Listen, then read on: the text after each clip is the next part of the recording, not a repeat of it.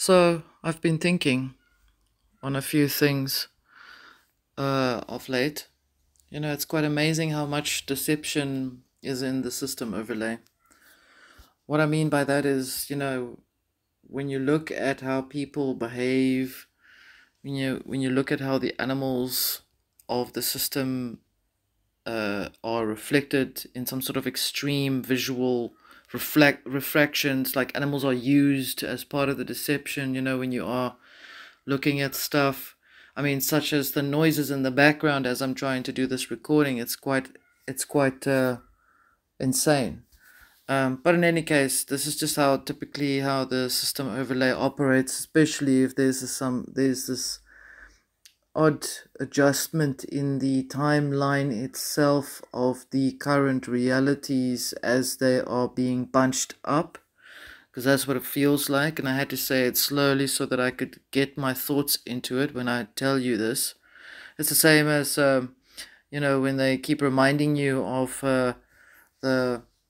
Well, now, have you noticed now the noise is now quiet, of course, so that just speaks for itself, doesn't it? So, I guess what I want to say to you is I'm trying to tell you that I'm noticing very pertinently that basically everything is being used. So now I'm obviously hearing now, well, duh, you said the system overlay is copying everything and keys into your personal form. Well, yes, I did say that, but what's very interesting is there's this emulation. I mean, you experience this whole thing. You can see how people are behaving. They're mimicking you. It's very similar to the movie discussion Annihilation, which will come eventually very soon. And I'm preparing for that basically. So I've got a few irons in the fire. And so this whole thing really is illuminated with some sort of with that lumo green. If it's not the magenta pink, which is basically weaponized, being weaponized, it's the same as the lumo green, which is weaponized as well. Coincidentally, why I'm saying there's so many repeats and stuff that are being used, so many levels of refractions or reflections of something, is because lumo green is really alchemically a symbol for phosphorus, and phosphorus is the symbol that basically is designed to absorb a certain amount of light and then to hold it in place. So that already tells you that they are definitely using a lot of mechanical magic in the system as well. Obviously, the system is starting to crack.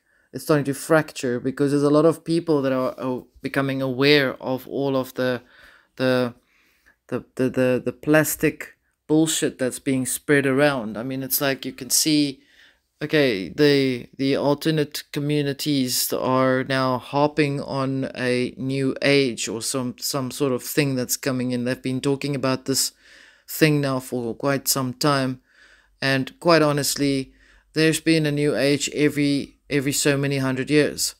And so in reality, or in the system overlay itself, these layers are, like I've always said, a layered cake. You look at everything from within layers upon layers upon layers. And I've got some news for those who think that they'll be able to escape this system alive in their physical form. No such luck, dude. That's not going to happen to you at all. Your physical form is in such a carbon-based element that it only has to go back to where it was created, where it came from. What is inside of this physical form really is what what this whole story is all about. And the focus on the duplications, that's quite remarkable. There's a lot more than usual. That's what's caught my attention, that there's so many doubles, quadruples, and duplicates. And I don't know if it's just because I have been focusing specifically with intention to draw information from the actual Annihilation movie, which is very much based on the simulacrum from Jean Baudrillard, where there's a explanation very poignantly explained that the simulacrum is hyperreality. And initially it used to be in the books or described on the book as simulacrum, simulacra, until someone decided to recover the title to simulation, which is like absolutely absurd. But then again, as I've said, we've got the overlay appearing in absurdist moments, and I think we've all become so aware of it right now, that it really is quite something to laugh at, to admire. I mean, get your popcorn and start crunching away as you're looking at it. Um, these specific elements that I'm also thinking about, that I'm wondering, that I would actually like to share with you, just as I'm thinking about it now, is that um, there's a saturation in the system. You cannot. I had thought that there would be so many, and that would be basically it until it implodes upon itself. Well, it's now reached that point where it starts to implode upon itself. So when you've got all of these layers and layers of nonsense layered upon layer upon layer, I mean, how many hundreds of kitty videos can you watch in one day that are all the same?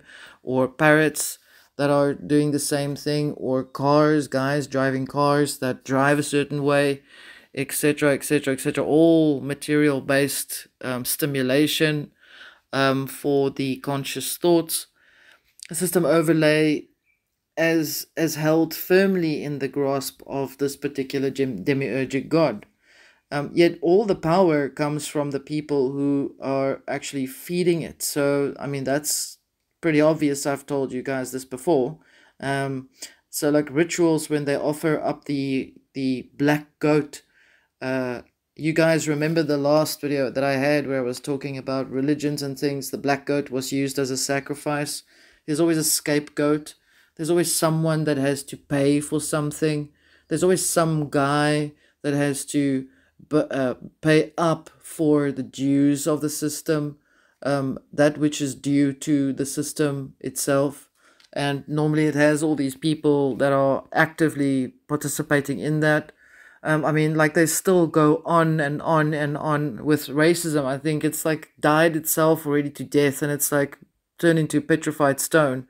But racism is obviously a weaponized key functional tool, because racism itself, I mean, seriously, if you live in South Africa, then you are obviously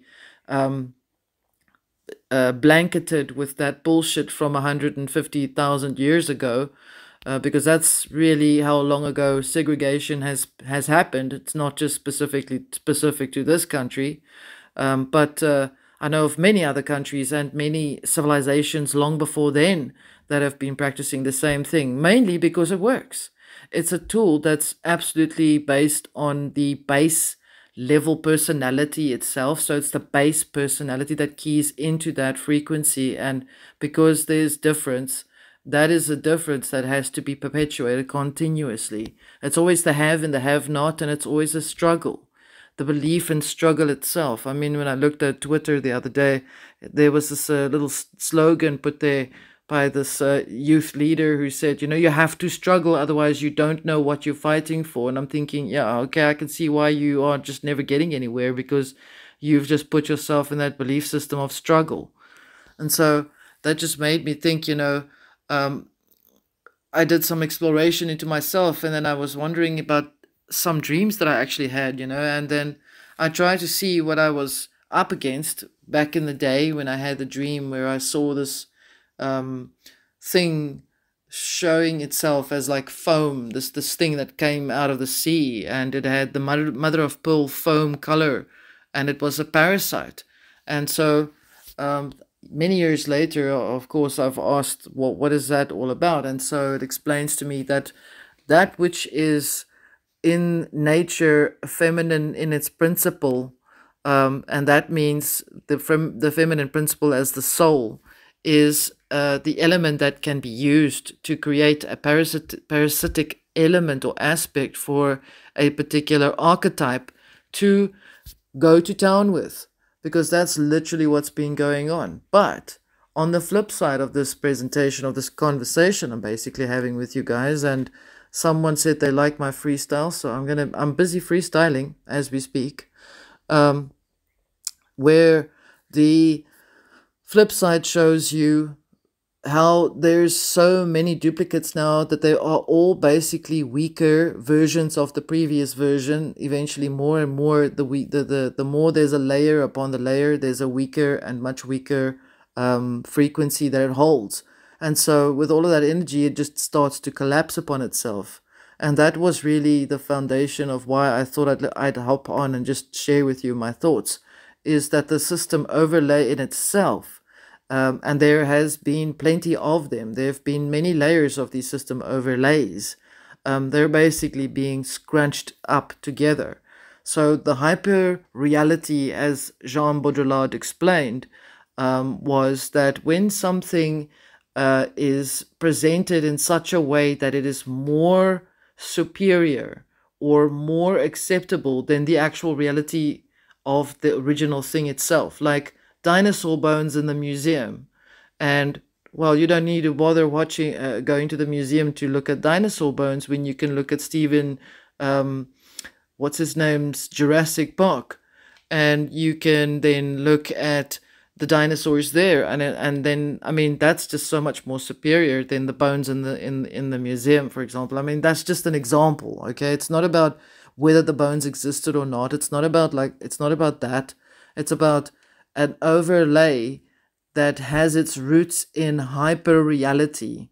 And you can check on my channel. You can see many years ago I've started to talk about the hypercubism, and I've been mentioning it and mentioning it and mentioning it. And so eventually, when there's no experience or awareness of it, I mean, then you kind of just leave it to one side until people are aware of it, and people then start to connect with that idea, or able to see it themselves. Let me put it that way. And so basically, we're coming towards that point where we've now kind of gotten over this whole thing. We're now able to see the reality for what it is. Your immediate reality must not ever be confused with the hyper reality or the system overlay itself. But as I've explained, your immediate environment or your immediate reality is your personal environment in which you have worked within yourself. You have placed energy from yourself within it. And that is part of what keeps you in your sphere of protection, in your sphere of existence, or as some people say, your reality bubble. And as you go through all of these things, you start to see that, as I've said to you, the timelines and all of these things are all coherently link up to this collapsing or scrunching up of hyperreality, which is the one that we've now known for a few years. And as it starts to crunch up and collapse upon itself, it starts to fracture. And as it fractures, science should tell you, I mean, basic natural laws should tell you that if it starts to basically fracture like that, then what leaves open are these smaller parts of energy that escapes it, that is set free. And basically, what you've learned on my channel, if you've been following and supporting my channel, which I'm extremely grateful for always, thank you. You've started to notice now that we are basically very mutable. We are operating within all of our capacity at every moment of the day. We've done a lot of exercise on psychic energy work. We've done a lot of experiences, and we've experienced our own abilities, and we've learned to become fit on a psychic level and a spiritual level. And so we've basically become aware that if we operate and or vibrate, that's a nice old word, to such a frequency, we're able to stay mutable, which means you are not tangible to the system itself. It can't touch you. You become like battery acid to the system. It just literally cannot touch you in any form, in any way. And while you're operating in that frequency, you are also now having time to basically focus on where you are intending to go towards, which is why I'm bringing this up. while the system overlay is fracturing itself. And there will be people that will go, no, I'm talking biggest load of shit. System overlay is always going to exist and blah, blah, blah. And because they said so, I don't care. I'm telling you, I'm operating from within, from a place that many of you know. And the system overlay is busy fracturing or splintering. And so the minions or the supporters of that system, they're basically starting to lose their foothold. And it doesn't mean that the news that you're being fed every day is to prove to you that that is what's happening. That's not correct. That's not true at all. What I'm talking about is based on another level. It's not related to the information on the material reality at all. It's based on a metaphysical reality. In other words, a metaphysical explanation as to seeing things not adding up. And the further away you are from it, the more you see the chaos in it. And the less you are affected by it, because the easier it is for you to just switch off the device, delete that email, delete that comment, or just look away, or just walk away, or just take a breath and just move on and do what you need to do. And so the more you are in that space of thoughts, which is just a basic place where you could find yourself, the more it is easier for you to be able to draw your creative spirited energy away from. And so the more you're drawing it away from, and the more you focus on your heart, the more you focus on your spirited fire-branded DNA, which is your free will, which is your holy grail, because it is an individual experience. You each have an individual holy grail, to call it that, because I'm throwing all these words at you because that's what it's described as, so that you understand I'm talking about the same thing, your heart frequency, where you are within yourself. The more you are in that space, the less and less the system can draw power from you. The more you are able to step into a higher frequency where you're able to observe all this nonsense, and you can literally choose to discern what you choose to have come into your conscious thoughts, your holy temple, your body, your orifices, your ears, your eyes, your nose, your mouth, what you choose to put into you, because it is entirely your right to decide what you wish to experience. Your autonomy, your bodily autonomy, to put it that is such an amazing word. So you have that right. In terms of experiencing and then you're able to see the imposters of the system. You're able to see how they are busy preparing new meals. I mean, I see on adverts on YouTube where they're basically serving up a meal. Certain gated people, let me put it this way, gatekeepers, I don't want to name the surname, have now been presenting an advert that's based on South Africa, just like the thumbnail is a focus on what's being made in South Africa, because now suddenly South Africa has a bigger role to play because it's got minerals now. Now they can use the minerals. That's what they want to do. That's the political drama that's been going on for centuries here. But aside from the most obvious plot of the system overlay itself, obviously the god needs some gold to build its throne. The funny thing is, as it tries to present all of these gargoyles to throw it around for the people to look at, the more people are aware that they don't want to be trapped into the system of gargoyles, keeping them as food for it. So whether they're half present or not, or semi-present, or just have a portion presence within their consciousness, they still are feeling, actually it hurts, or uncomfortable, or it makes them feel nervous. And that's how you know where the fracturing is starting to take place. It's like the tower is busy collapsing. I think I did mention this a few years ago, where I mentioned that you should watch how everything will eventually come to a point where the the next tower will collapse. And that is a metaphorical description for what now comes next. And so what comes next is determined by you.